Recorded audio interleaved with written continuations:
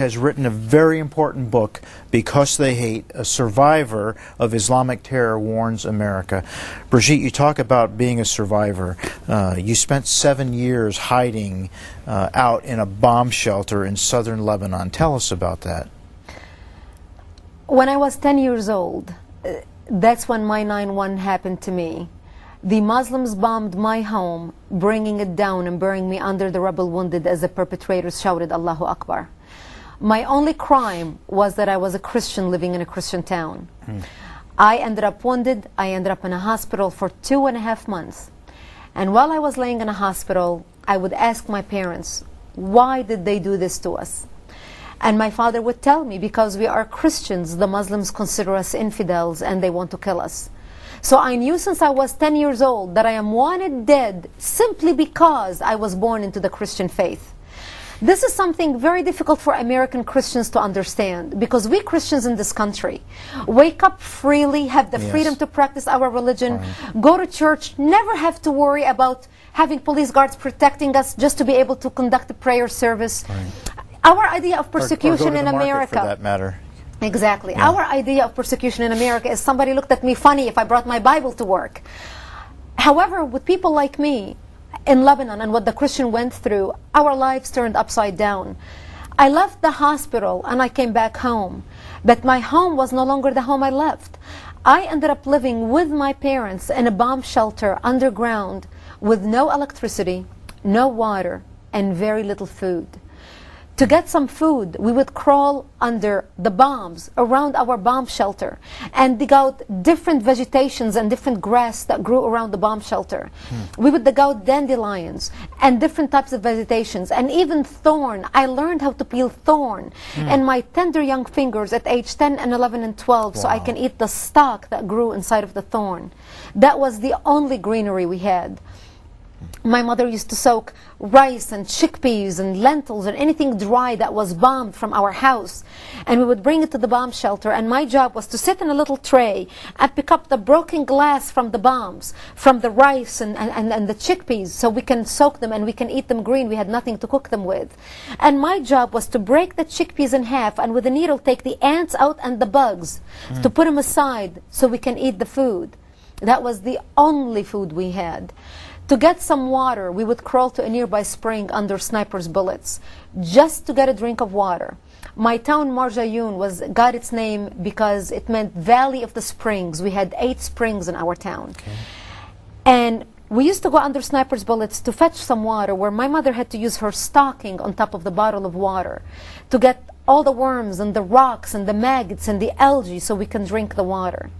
And then we used to crawl back. My goodness. In a ditch. And what used to take us, what's supposed to be a 5-minute walk to the spring, used to take us 5 hours just to come back to the shelter. And every single time before we left, we would say our last goodbyes because we did not know if we're going to come back alive or dead. And you lived like this for how long? For 7 years, from age 10 to age 17. I remember at age 13 years old, after 3 years, we had resigned ourselves to our fate. We realized that no one in the world was paying attention to us. I remember at age 13 years old, we had gotten a word that we were going to be slaughtered that night. A friend of ours from the Christian militia stopped by and he said, Brigitte, I just want to let you know that we heard on the radios that we're going to be attacked tonight by the Muslims. And if we die tonight, he said, I don't think we're going to last. I want to wish you a merciful death. And if I don't see you tomorrow, I just want to say goodbye. And he left. Goodness. And I remember at age 13 years old, putting on my Sunday best, my Easter dress, because I wanted to look pretty when I'm dead, knowing that there would be no one to bury me. And I remember praying with my parents. We had a ceasefire for 1 hour, and I remember my mother combing my long black hair and tying a white ribbon in my hair that matched the flowers in my dress. And I was just crying uncontrollably, begging her, I don't want to die. I'm only 13 years old. I don't want to die. And there was nothing my mother could say to me. And I remember sitting in the corner of our bomb shelter, and we had nothing but hope and our faith. And we held each other's hands, and we said the Lord's Prayer. And my parents said to me, when they come to kill us tonight, we will create a distraction, and you just run towards Israel, and you never look back. Because we lived a long life. You see, I was an only child to my parents.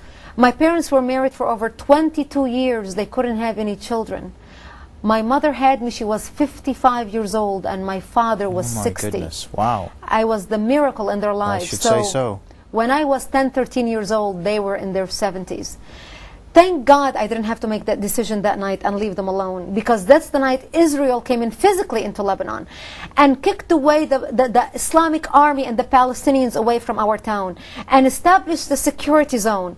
While the world was asleep and the Christians were not paying attention to what was happening to the Christians in Lebanon, it was the Jews and the IDF who came to shed their blood to save the Christians in Lebanon, while the Christian world slept. Now, didn't you, even though you were Arab and Christian Lebanese, didn't you consider Israel the enemy? Well, when I was a child, under the age of 10, and of course I don't remember much, and under the age of 10, we as a Christian, raised in a Christian home, I was not taught to hate, because we Christians do not teach hatred, we teach love and forgiveness. However, being raised with a majority Muslim country at that point when I was a child in the 70s, all they talked about was their hatred to Israel, because Israel was supposedly the enemy of Lebanon at that time. See, we in Lebanon, being such a small country and being swallowed by a sea of Muslims around us, the Christians thought that if we befriend the Muslims, if we succumb to the Muslims and identify with the Arabic world, that will buy us protection points, that will buy us brownie points with the Arabs. How fool our government was, how fool we were to think that.